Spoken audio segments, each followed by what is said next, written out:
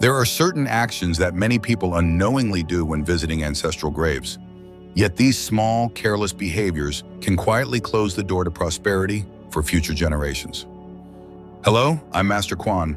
Visiting the resting place of our ancestors is a deeply meaningful act that connects generations within a family. It's not only about remembering those who have passed, but also about maintaining spiritual bonds, inner stability, and the energetic balance of the entire lineage. In many Asian cultures, ancestral graves are believed to hold accumulated blessings, energy that can continue to influence the lives of descendants for years to come. However, when grave visits become routine or purely symbolic, that connection can slowly weaken. Every word spoken, every gesture made, and every attitude shown at an ancestor's resting place directly affects the family's overall energy. When respect is not fully present, the quiet and solemn atmosphere that this sacred space requires is disturbed, interrupting the natural flow of inherited blessings and good fortune. In today's video, I will share with you the things you should absolutely avoid when visiting ancestral graves. Sometimes just one careless action is enough to disrupt the flow of positive energy, affecting your family's stability, harmony, and financial well-being. Before we begin, take a moment to leave a positive affirmation in the comments below. My family is always protected by our ancestors. Our blessings are preserved, and our prosperity grows steadily. And don't forget to subscribe to the channel so you won't miss practical Feng Shui insights that help your family maintain lasting abundance and stability. So what are the things you must never do when visiting ancestral graves so you don't unknowingly bring misfortune or imbalance back home? This is not superstition.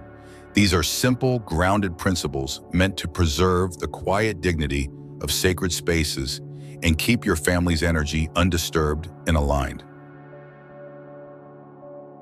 First, avoid using vulgar language, joking, or laughing loudly at the gravesite.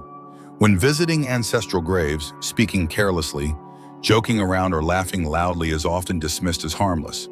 In reality, these behaviors clearly reflect how a person relates to their own roots. A gravesite does not demand fear or emotional heaviness, but it does require restraint and self-control. Moderation in speech shows an ability to place oneself appropriately within a given setting, recognizing that some spaces call for a quieter presence and deeper awareness. When the boundary between a memorial space and everyday life becomes blurred, a grave visit gradually loses its meaning as a moment of connection and turns into a purely symbolic act, lacking true understanding. From a logical and environmental perspective, every space serves a specific purpose and naturally calls for certain behaviors. A library needs quiet to support focus. A hospital requires order to maintain safety. In the same way, a gravesite needs calm, both in sound and attitude, to preserve its state of stillness. Loud laughter, uncontrolled speech, or coarse language directly clash with the function of this space. That clash creates mental distraction, making it difficult for those present to settle into the reflective state necessary for remembrance and connection. When this pattern happens repeatedly, its impact extends beyond the moment of the visit. It slowly forms a deeper habit in daily life, a habit of distraction, weakened boundaries, and reduced respect for foundational spaces. As boundaries are treated lightly, the ability to make thoughtful, grounded decisions also declines. This becomes especially visible in long-term choices involving career, finances, and family, areas where stability and foresight are essential. At a deeper level, the issue is not the volume of sound or the specific words spoken, but the inner attitude behind them. Careless speech reflects a lack of awareness of one's place within a larger generational flow. When someone cannot maintain seriousness during moments tied to their roots, they often struggle to sustain discipline and perseverance in areas that require long-term commitment. Financial instability rarely appears overnight. It usually results from the accumulation of small misalignments in behavior, especially in moments that demand the highest level of awareness. Second, never step on or walk across another person's grave. The second mistake to avoid when visiting ancestral graves is stepping on or walking across someone else's burial site. At first glance, this may seem like an innocent misstep, especially in crowded cemeteries with narrow paths or overgrown grass. But precisely because it so often happens unintentionally, it deserves attention. A grave is a clearly defined space that marks an entire lifetime. It is also where descendants express respect through action, not just words. When someone steps onto another person's grave, even without intention, it sends a clear message. Personal convenience is being prioritized over respect for the deceased. In a moment meant for remembrance, this shifts the visit away from its original purpose. The key issue here is not fear of bad luck or fear of blame, but the principle of boundaries and civilized conduct. In daily life, no one would casually step on another person's chair, trample personal belongings, or pass through private space simply because it offers a shortcut. A grave is also a form of socially recognized private space. Its owner just happens to be someone who has passed away. When a person fails to respect this boundary, their sense of right and wrong at a very basic level begins to thin. And it is this thinning that causes long-term effects. It nurtures a mindset that downplays rules, limits, and consequences. Any family that seeks stability must be built on order, and order begins with respecting boundaries in the smallest situations. Therefore, stepping on or walking across a grave is not merely a careless act. It is a sign of insufficient mindfulness in a moment that requires the greatest care. Visiting ancestral graves is meant to remind descendants of order, who came before, who came after, where boundaries lie, and which spaces must be protected. When the habit of skipping over things for convenience appears even here, it easily spreads into other areas of life. Doing things quickly instead of properly, choosing ease over responsibility, acting without fully considering consequences. Financial loss often follows the same pattern. It rarely comes from one major collapse, but from repeated moments of overlooking small principles, spending just a little, signing something just once, trusting something that seems harmless. In other words, loss begins the moment discipline is loosened, and an unmindful step in a place that calls for respect is one of the clearest outward signs of that loosened discipline. Third, avoid wearing overly flashy or attention-grabbing clothing. The next mistake when visiting ancestral graves is wearing clothing that is overly bright, flashy, or party-like. The issue is not whether the outfit is expensive or inexpensive, stylish or plain. It is the message the clothing sends. When an outfit draws too much attention, focus shifts to the wearer instead of the purpose of the visit. A gravesite is where descendants come to remember and reflect, so outward appearance should reflect restraint. This restraint is not about superstition, but about a very practical reality. When appearance overshadows context, behavior easily becomes inappropriate without the person even realizing it. From a Feng Shui and behavioral standpoint, clothing strongly influences how people act. When dressed in eye-catching or performative attire, people tend to speak more casually, joke more easily, pose for photos, and focus more on how they look rather than where they are. The more an outfit feels like a performance, the more the mind is pulled outward toward external validation. When visiting graves with the mind pulled outward like this, it becomes difficult to maintain calmness and focus. This is why many grave visits end with a feeling of "I've done it," rather than "I've done it properly." The actions are completed, but the atmosphere is off, and the visitor's mental presence is noticeably reduced. In particular, flashy clothing often comes with an unconscious attitude, treating the grave visit as a minor task in a busy schedule, something to get through quickly before moving on to something else. This attitude, not the color itself, is what diminishes the value of the visit. When someone grows accustomed to placing personal convenience and immediate comfort above context, that habit tends to carry into other important areas of family life. Spending based on impulse, making decisions driven by emotion, and prioritizing what feels good now over what lasts. And this lifestyle is precisely what makes financial stability difficult. Money is not only about earning, it also requires a system of discipline to maintain. Visiting ancestral graves is one of the rare moments that invites people back into discipline and moderation.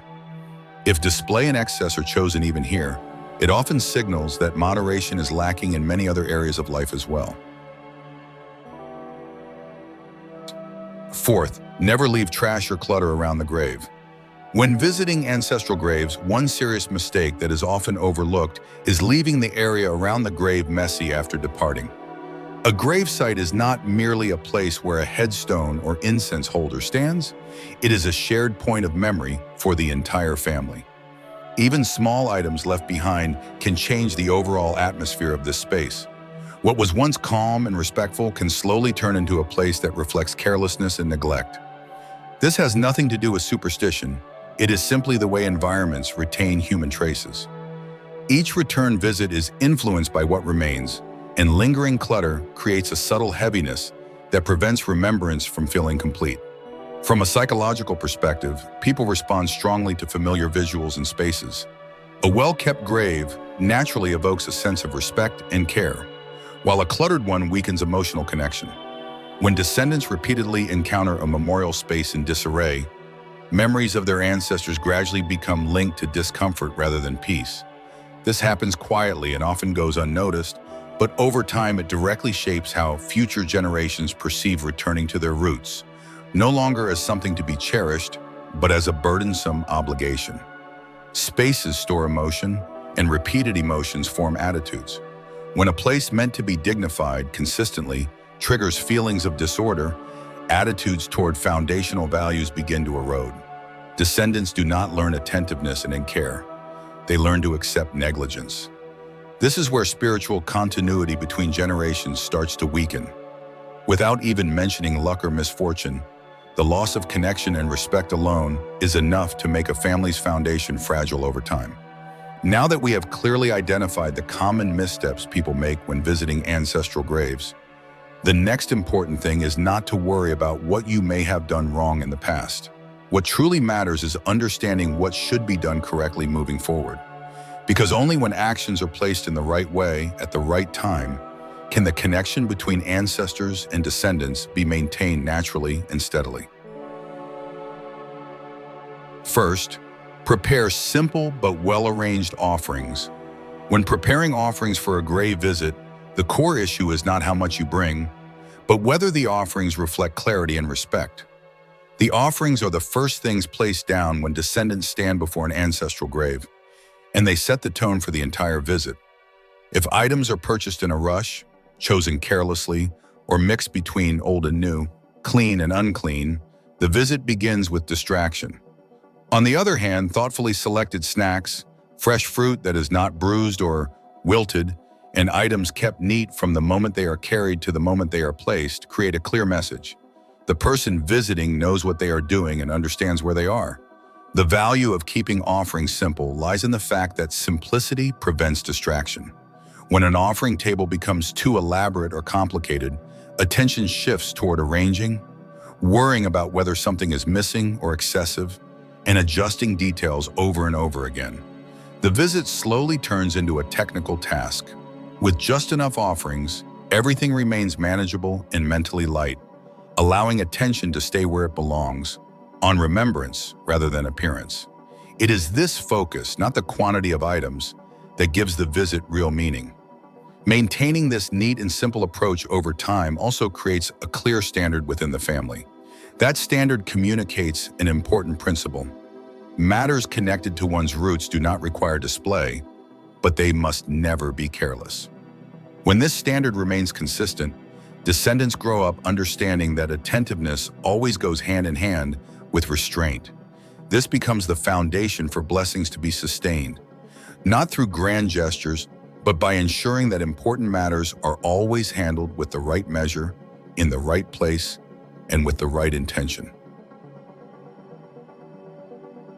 Second, visit with a mindset of gratitude. When visiting ancestral graves, the most important factor is not the offerings you bring, but the inner state you carry with you. A mindset of gratitude creates calm, stability, and connection, while a mindset weighed down by complaint or self-pity turns the space heavy and stagnant. Complaining does not solve present-day problems, but it quietly places unsettled emotions into a space that requires peace.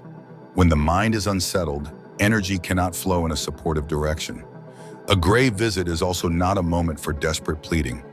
Pleading comes from a sense of lack and helplessness, and that very feeling generates weak, imbalanced, and dependent energy. In Feng Shui terms, the energy of begging does not open the flow of blessings. It often restricts it because it places descendants in a lowered position, waiting to be granted something. Ancestors do not need their descendants to kneel in fear. They need them to stand firmly and take responsibility for their own lives. Gratitude carries a completely different quality of energy. It does not need loud words or dramatic expression, only a quiet acknowledgement that life continues, that one is living, striving, and moving forward each day. When this state is present, energy becomes steady and grounded. It does not rush, does not plead, but instead sustains and nourishes. This steadiness is what allows blessings to remain over the long term. When descendants visit with the awareness that they are living responsibly and working to build a decent life, the connection with their ancestors becomes balanced and enduring. There is no need to ask for more and no need to recount suffering. Blessings do not operate through negative emotion. They are preserved when descendants value what they already have and continue to live well from that foundation, allowing the flow of energy to continue quietly, yet firmly, without interruption. Third, clean and care for the area around the grave. Cleaning the space around a grave is an essential part of visiting properly because the surrounding area is where energy gathers and spreads. When weeds grow unchecked and dry leaves pile up, the grave site can feel neglected and heavy, causing energy to stagnate. In contrast, a well-maintained grave creates openness and calm, allowing energy to move more smoothly. This is not about appearances, but about keeping the place of one's roots in a condition that can continue to support and nourish lasting blessings. Removing weeds is not just about clearing surface clutter, it is about restoring order to the space. Weeds represent uncontrolled growth that, if left unattended, can overwhelm what truly matters. Once these elements are cleared away, the gravesite becomes clearer, more defined, and more grounded. In Feng Shui, clarity prevents energy from scattering, creating the conditions for positive energy to gather and remain stable over time. Collecting dry leaves carries its own meaning. Fallen leaves have completed their cycle, and when left to accumulate, they create a sense of aging and stagnation. When they are gathered and removed, the space feels as if it can breathe again, lighter and more refreshed. This movement allows energy to circulate instead of remaining trapped in the past. A clean, open environment naturally brings a sense of reassurance, and that sense of calm forms the foundation for long-term stability and well-being. Most importantly, all cleaning should be done slowly and mindfully, without rushing. Rushing turns the action into something mechanical, disconnected, and incomplete. When you slow down, each movement carries intention, creating a steady and grounded state of energy. This state allows the space to remain peaceful even after the cleaning is finished, rather than appearing neat only for a brief moment. Blessings are not sustained through grand gestures, but through the patient, consistent, and conscious care descendants give to their roots. Fourth, light incense with intention. Lighting incense is the most subtle part of the entire grave visit because it is the moment when one's inner state becomes most visible. An incense stick is not simply something to be lit and placed. It reflects the mindset of the person standing before their ancestors. If the mind is still scattered with worries and outside concerns, then even if the incense burns completely, the connection remains shallow. A calm mind allows energy to settle, creating a sense of dignity and peace that naturally opens a deeper connection between the living and the family's place of origin. Rushing through the act of placing incense often comes from treating the ritual as a task to be completed. When movements are too quick and there is no pause, energy becomes superficial and lacks depth. Lighting incense properly requires slowing down just enough for each motion to be intentional, for the breath to steady, and for attention to gather. This slowing down ensures that the moment does not pass without meaning, but instead becomes a stable point of inner grounding. Speaking casually while lighting incense scatters attention and breaks the flow of energy that is forming. Words spoken at the wrong time pull the mind away from the stillness the moment requires, stripping the ritual of its natural solemnity. Silence during incense lighting is not forced. It is a way of keeping the mind where it belongs, so energy remains focused and the space retains its quiet balance. When incense is lit in a calm, unhurried, and focused state, it becomes a true bridge, without the need for elaborate prayers or excessive formality. The quality of connection is shaped by inner presence, not by the number of incense sticks or how they are placed. A complete and mindful moment of lighting incense helps maintain a continuous flow of energy, creating a stable foundation for lasting blessings, because stillness is always the key element that allows things to endure. After understanding what to do correctly when visiting ancestral graves, it becomes clear that none of these actions are complicated or difficult to carry out. They do not require special knowledge, expensive offerings, or dramatic rituals. What they require is awareness. When each step is done with clarity, restraint, and intention, the visit naturally becomes meaningful without forcing anything. Visiting ancestral graves is not about creating a moment of fear or obligation. It is a reminder of continuity that life did not begin with us, and it does not end with us. When descendants approach this moment with steadiness, keeping the space clean, the actions mindful, the heart grateful, the connection between generations remains intact without effort. Energy does not need to be activated. It simply needs to be allowed to flow without obstruction. What truly maintains blessings over time is not asking for more, but avoiding actions that quietly weaken the foundation. Respecting space, respecting boundaries, respecting rhythm. These are the same principles that sustain stability in everyday life. Families that understand this tend to move forward with fewer disruptions, not because they are luckier, but because they remain grounded. So when you visit ancestral graves, let it be a moment of alignment rather than anxiety. Do what needs to be done, do it calmly, and leave the space better than you found it. When roots are cared for in this way, growth above ground becomes steadier and more resilient, naturally, quietly, and over time. If you've found value in this guidance, take a moment to leave a positive affirmation in the comments. My family honors its roots, and our path forward remains stable and protected. And don't forget to subscribe to the channel so you can continue learning simple, grounded principles that help preserve harmony, stability, and lasting prosperity for your family.